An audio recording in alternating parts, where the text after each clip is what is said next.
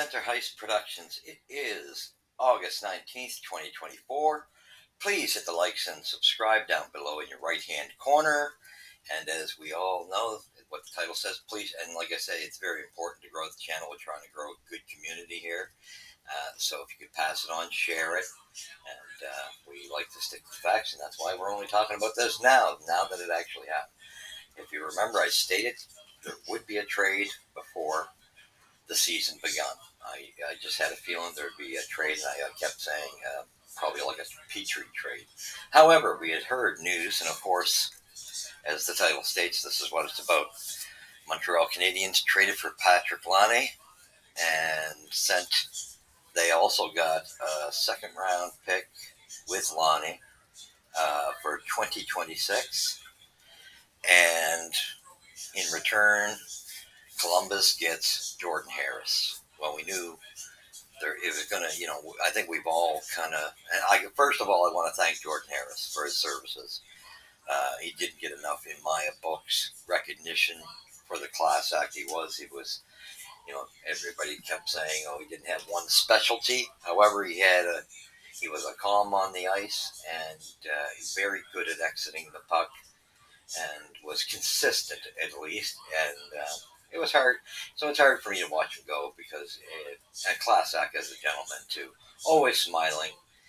What true professional. And I hope, Jordan, that you do well in Columbus. You're a class act. I'll miss you. I think we all kind of knew in Montreal with the log jam we have, that's going to help the situation with the log jam on that in the system, because we knew we had a situation where there was going to be somebody in a difficult, peculiar position, and most likely it was going to be Barron because it couldn't send him down. So we knew, and I think we know. I still don't think that is done when the tail of defensemen come in eventually. But for this point in time, I think it does settle the right side now of the defense. I think it kind of, now pretty much who the pairings are going to be. I think this is lots for, and welcome to Montreal, Patrick Laine.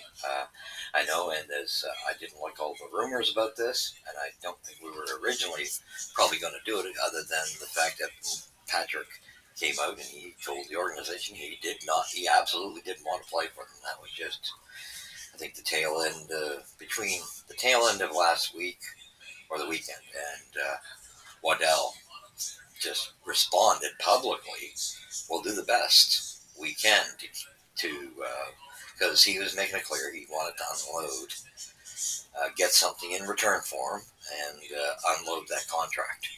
So I think that's why you see Montreal getting the second round pick in 2026, sort of a similar thing to the Monahan scenario. They give him that to take that massive 8.7 contract for 2 years. I know it was rumor, and I think it only became because the pressure of just where it ended up this weekend, and we got him for nothing. Basically, we had to give up Harris. I'm not trying to say Harris was nothing. However, we had to start moving a guy or two off the defensive core. We knew that either way. So this does resolve getting our top six. We get one top six, so it's in the future we need one more to make sure we have top six quality players. However, this brings in a bit of a scoring punch. The only thing for me, I'm leery of it. I welcome you, Patrick Laine. Let's hope this is a new foot for you. I just say I believe. I was always have my question marks about this type of thing. The good thing is it's only for 2 years, either way, so it gives him a chance to get on the right foot, and hopefully he does well here. It makes the difference, because that's a pricey contract, but it's a short term. I think that's the bonus of it. It's something, worst case scenario, at the end of 2 years, you're done with it. And you might be able to trade him off at some point if things aren't working out or whatever, and get something else, another piece, towards the end of it at the following trade deadline. Not this one, but the following one. So, and like you did with Monahan. So that could be the scenario, but it could really work out for the. I think it's a perfect situation in this situation for 2 years. Like I say, I'm not a huge fan of this trade, other than I know. Uh, well, we definitely didn't lose. Well, we lost a defenseman, which we're going to have to do. I get that, but what I mean is, it could have been worse for us. In this scenario, I'm glad that's all we did, and I still think, as we got that log jam of between Mayu, Hudson, and possibly Reinbacher coming in, this gets rid of one, because I think this, when all is said and done in this, I think Reinbacher will be in Laval from what I can see at this point, although he could shock us in training camp. And I think Mayu will be. I think Mayu's going to win the sixth spot, and I think this is. I do think Hudson's in, so I think it's going to be Hudson and Mayu are going to be in the fold, and I do think this will place Justin Barron in that seventh spot, and we'll see a bit of a rotation with the bottom three or four guys. Probably the bottom three, maybe. And that way you got seven defensemen, one guy sits out type of thing. So it kind of solves it and gives them a chance to let Reinbacher develop in Laval this year, because once he's done this year, he will be in Montreal the following year. That's for sure. But good surprise this would be there this year. That would be another pressure cooker. That's where you might, because like I said, I think we all knew that it was going to be between Jordan Harris and Justin Barron that were going to be moved in any trade coming. And it happened to be Harris, and class act guy. I mean, just winning that award for being a gentleman. He's going to be such a blessing for Columbus. I can't say enough about him. Good team guy, good in the locker room. I just hope that Kent Hughes knows what he's doing. I assume he does. Has that much faith in the locker room, because I have my concerns with Patrick Laine as far as culture-wise. I don't want to see him hurt our culture. I do think this resolves an issue, however, because now I think you got a second line of, and I do believe now you'll be able to rotate the first and second line a bit too when things go cold on a line. You'll be able to juggle some of those players around.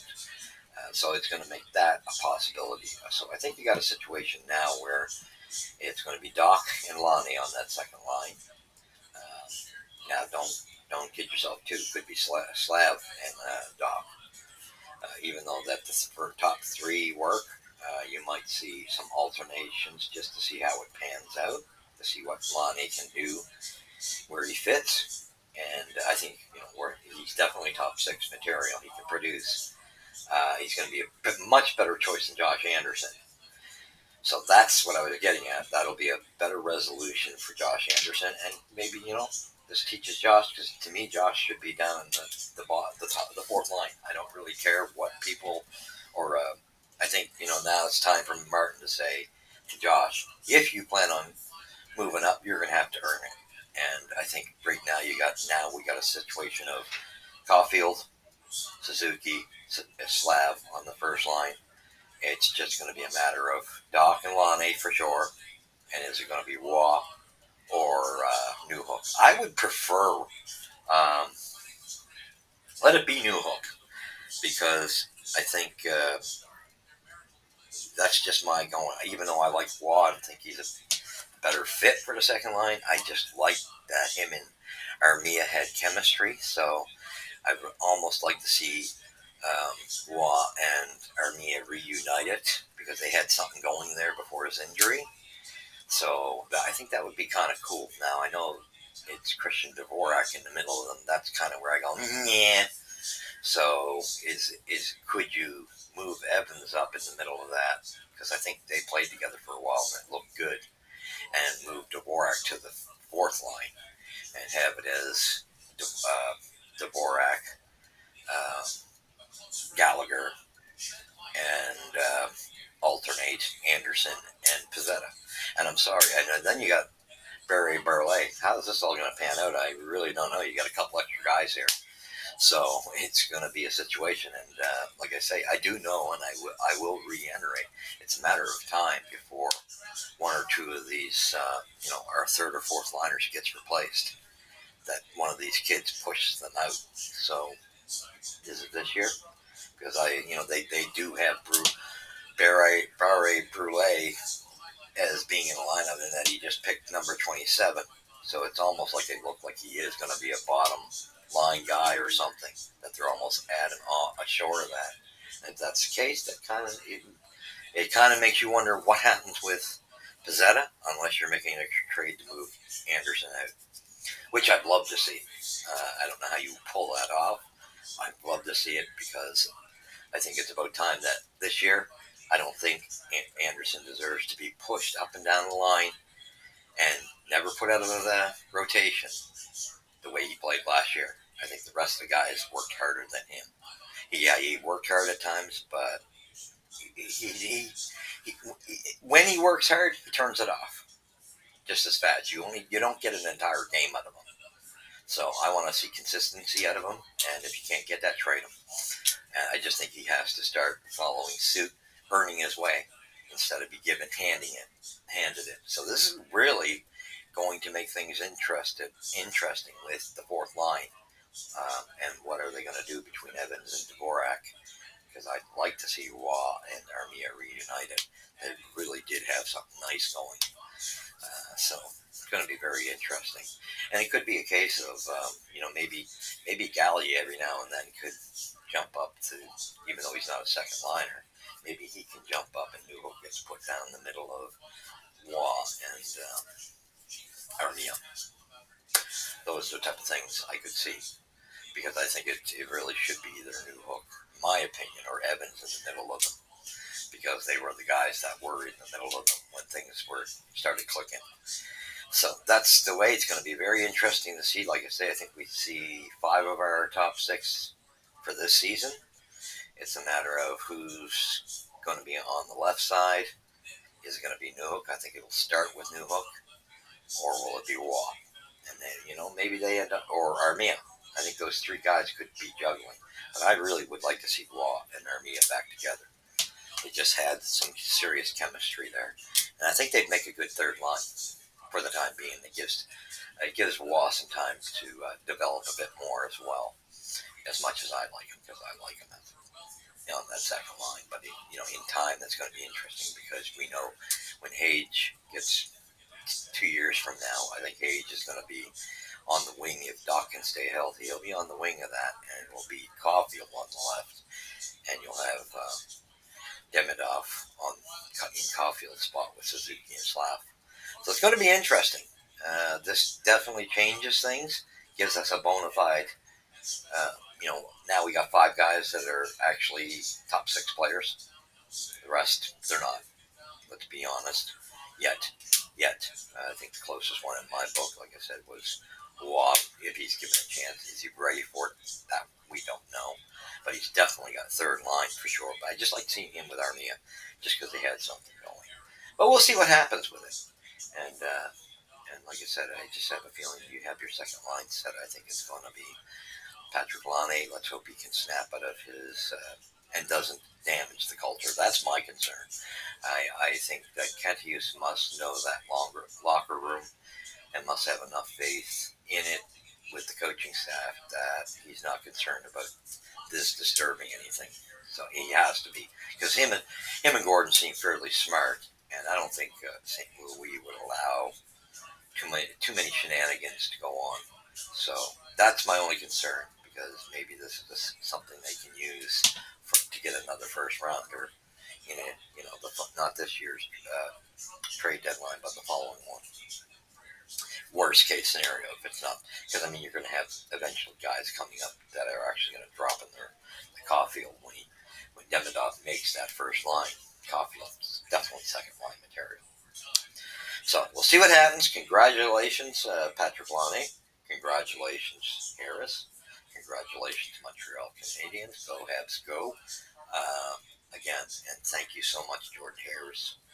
And I really do. I really hope you have an outstanding career. You're a true gentleman. And I think you're probably one of the top gentlemen in the entire league that you can teach all NHL hockey players and professional athletes how they should be. And keep smiling, buddy.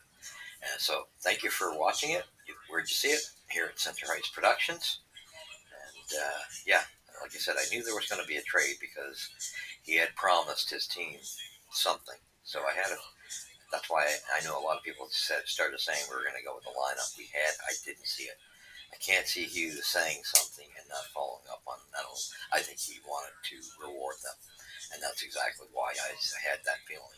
He's making a deal, and I don't think they would have went to Laine had not that his price dropped so much. Other than you got to suck on that contract, but at least they didn't have to pay an arm and a leg for him. They actually even got a second rounder, so I think that eased the blow. And it's only 2 years, and if you could flip them the following year after this year, why not? And you get something for him like you did with Monahan, why not? Right? That's worst case scenario. But let's hope it works out for him. I'm rooting for Laine as much as I have my knee, but I am very cautious in it. I have my question marks about it. But I wish him all the best as well. Let's hope this pans out for the Habs and ups our production. So you've seen it here first at Center Heights Productions. Tell your friends, family, pass it on. Hit the subscribe and the likes, please. Share it. And thank you very much. We will catch you in the next one. God bless.